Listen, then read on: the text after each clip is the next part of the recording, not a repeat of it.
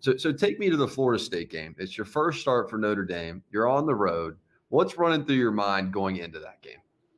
Honestly, it was just a dream come true. I was feeling so many different emotions and just so thankful for, that moment I had, and just sort of thinking about all the stuff that has led me to that moment in my life. I'm thinking about my family and things like that. And just to play on the road in a night game in a place like Florida State, it was just such an exciting opportunity. And to play in a Notre Dame uniform was even cooler. So it was just an amazing moment.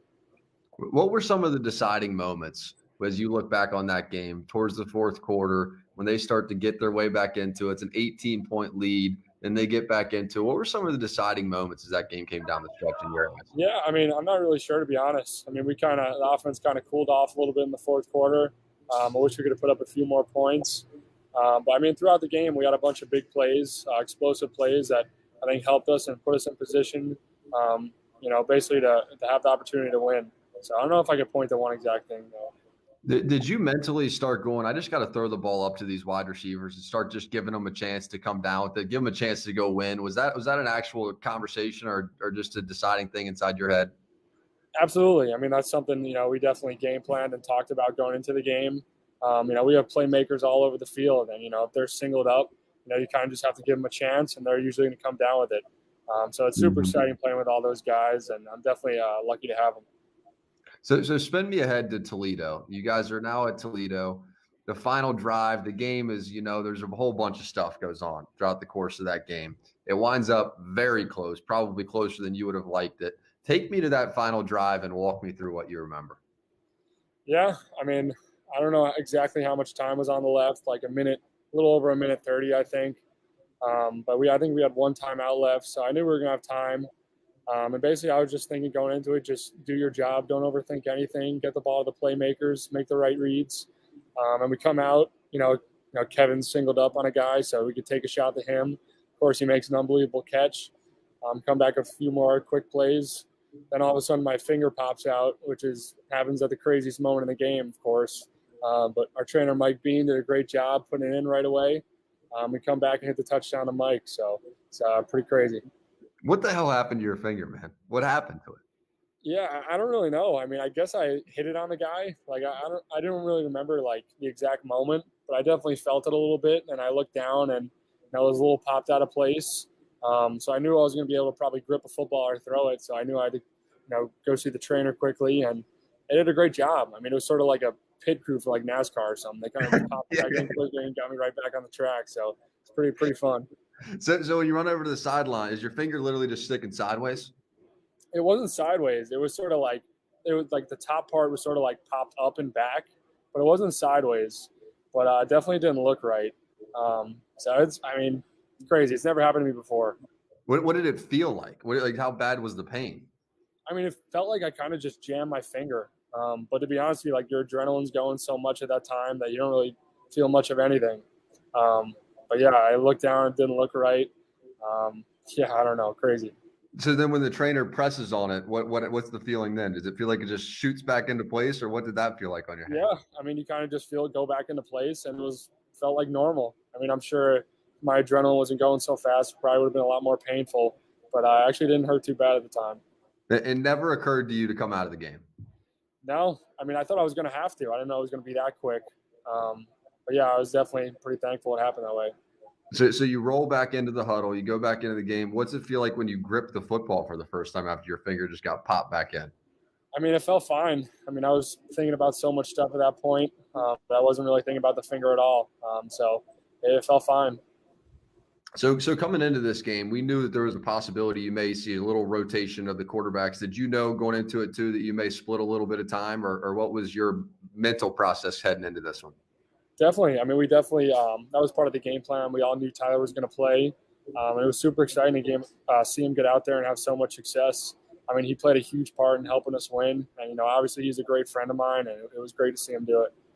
How did you two become friends? To be honest with you, in the quarterback room, you spend so much time together, meeting on the field, throwing together, that you obviously become close with each other.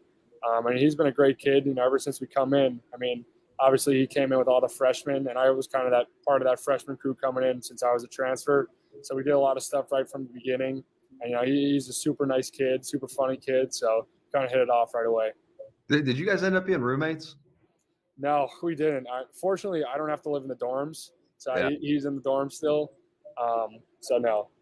Okay, I thought somebody mentioned maybe a camp or something like that. You guys never ended up being roommates? Oh, we did. Yeah, in fall camp, we ended up being roommates for that week and a half we were in there. So it was cool. We got close to that too. Okay, bet. So when he comes into the game, for you, is it what's it like when you head over to the sideline? What's it like when you get to the sideline and then you come back into the game? How does that feel? Yeah, I mean, I was excited when he went in because I knew we had some plays that I thought were going to hit, and obviously they did. And I mean, I see Tyler in practice every day, running the ball, looking super fast, making crazy cuts. So it was exciting to see him do it in the game and really get some live action. So it was kind of cool just see him going. And then when I got back in the game, it was just back to try and do my job, and that was really it.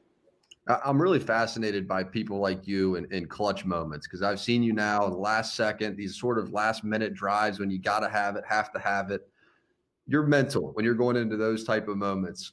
What's running through your mind? How does it feel different? How does it feel like have to have it right now? What does that feel like?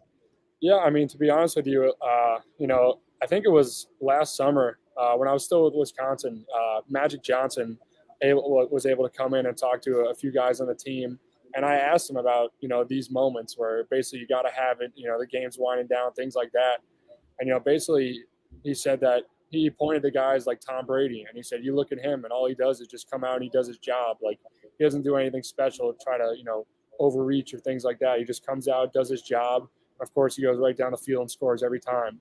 So that was just kind of my mindset. Just do my job. Don't overthink anything. Just follow the plan.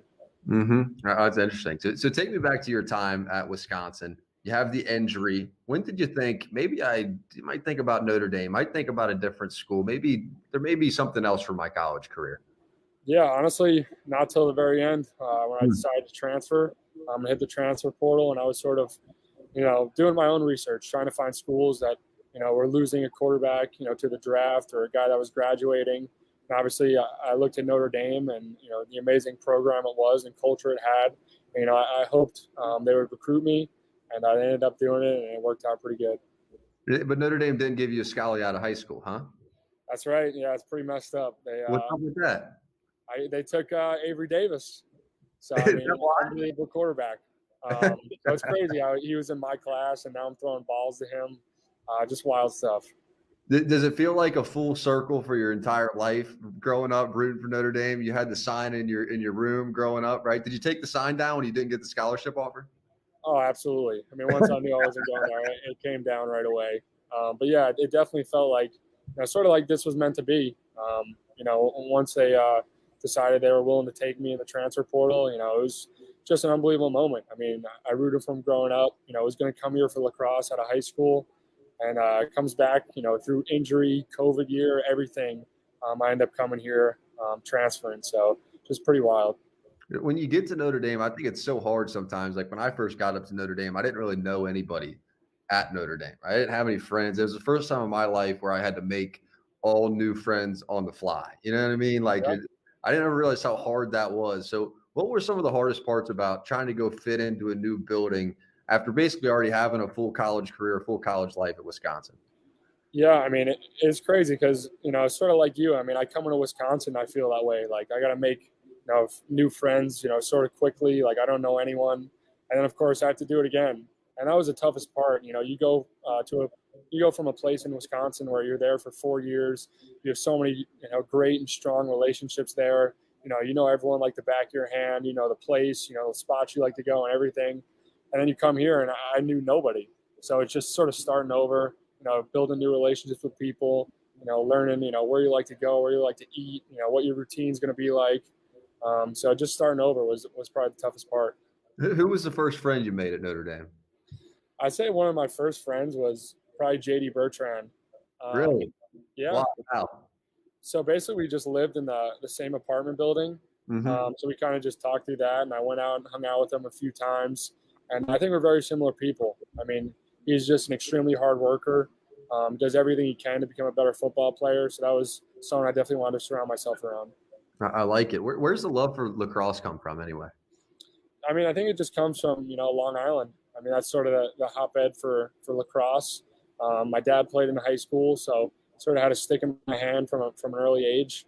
And yeah, just growing up, seeing all these lacrosse players go Division I and then pro, sort of idolizing some of those guys. And it's such a fun sport. It's like it's a combination of a bunch of different sports. And I was definitely, very lucky to play it. What's your dad say about watching his boy play quarterback at Notre Dame? I mean, he's the most fired up dad you'll find in the country. I mean, he's definitely a madman. I think he might be a little over proud at times, for my liking. Yeah. But I mean, I know he's always texting his friends, probably, tweeting stuff, everything about it. So, I mean, it's a dream come true for him as well. How often is he up at campus? He's coming every game. So he was up there for the last one. Wasn't there some story about, he said he was going to bring you to – did he ever end up bringing you to a game as a kid? Yeah, I mean, so the story was I think when I was in 4th or 5th grade, I wrote like a journal entry about my like greatest Christmas gift ever or something like that. Mm-hmm. And I basically said, going to a Notre Dame football game would be my, dream come true, greatest gift ever. Of course, my dad never took me to one. And yeah, now I'm taking him to them. So that was the funny story. So now you're taking him to all the games. How about your relationship with Tommy Rees? It's one of my favorite things to do when we get to come up to campus. That meeting with Tommy, I love the way that he sees not only Notre Dame football, having lived it already, but just the way that he sees offensive football. Some of the early days with Tommy Rees, getting to know the way he saw offenses in football, and you had your background of Wisconsin. What were some of the differences? What stood out about the way that Coach Rees called a game? Yeah, I mean, Coach Rees, I think the best part about him is he's sort of, a psychotic competitor. I mean, he's truly a madman and wants to win, more than anyone. And yeah, it was kind of cool coming in and him sort of just, trying to see what knowledge I had from Wisconsin, and then sort of just trying to build on that knowledge or show me stuff that maybe I didn't do at Wisconsin that we do here or could do in the future. So it was just super fun, learning a whole new system. And, seeing the way he calls games, in the first two is definitely so much fun to play in. And I feel like we're on the same page a bunch. And, yeah, like you said, I mean, he's just a guy that's, lived every single thing I'm going through. He can relate to everything. He's sort of, one of us in the room. He's not like an older coach that, you can't make certain jokes to or things like that. He's just a relatable guy, a really good guy. And I'm definitely, happy to be playing for him. How is this system more quarterback friendly? Yeah, I mean, I just say that, they just do a bunch of different things, whether it's, having more spread out formations, doing different stuff formationally, having some tempos, not huddling as much, maybe a few more, aggressive play calls down the field. I mean, it's just a little different style. I mean, I think at the end of the day, both systems I played and want to achieve the same things, but just get to them in a little different ways. And it's a lot of fun to play in. Talk to me about Michael Mayer just for a second, because he went to high school right up the road from me, actually one of the biggest rivals of our school. He went to Covcath. I went to a school called Highland, about 5 minutes away.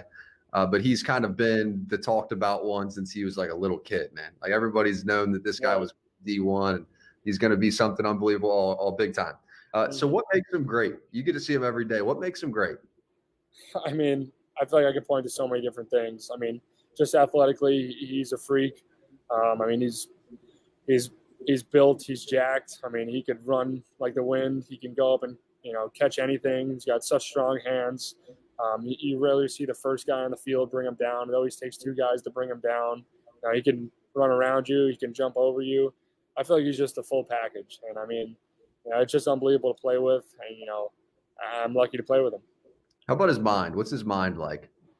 He's a crazy man. I mean, he's definitely an intense guy, on the field and off the field. Super competitive. Intense is definitely the word I'd use. I heard CEO energy. How CEO? Yeah, I mean, I feel like he's locked in all the time. I mean, he's definitely a funny guy too, but I feel like he's always locked in. And, at any moment he could kind of snap a little bit. But it's pretty cool. Jack, who's the funny guy on the team? Who's somebody that just makes you smile? Who's the entertainer on this group that can keep it light? I'm gonna say Drew Pine. I think he's one of the funniest kids. If you ever talk to him, he's got a great personality. I mean, he's always acting like a clown. I think anyone on the team would say that.